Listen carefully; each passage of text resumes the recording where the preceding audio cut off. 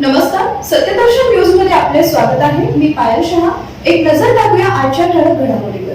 अनगर नगरपंचायत निवडणूक स्थगित, पाटलांना काय पडणार फरक?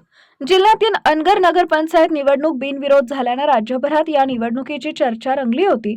तर येथील माजी आमदार राजन पाटील यांचे सुपुत्र बाळराजे पाटील यांनी विजयी जल्लोष करताना थेट उपमुख्यमंत्री अजित पवार यांचं नाव घेऊन चॅलेंज केलं.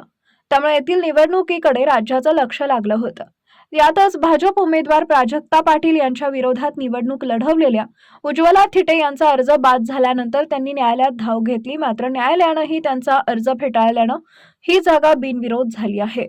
त्यातच आता सोलापूर जिल्हाधिकाऱ्यांनी अनगर नगरपंचायतीची निवडणूक स्थगित केल्यानं इथं फेरनिवडणुकीचा कार्यक्रम जाहीर होणार आहे. मात्र हा स्थगितीचा भाजप नेते राजन पाटलांना आणि बिनविरोध निवड झालेल्या कुठल्याही धक्का बसणार नाहीये, कारण केवळ येथील बिनविरोध निवडणुकीची औपचारिक घोषणा पुढे ढकलण्यात आल्याची माहिती आहे.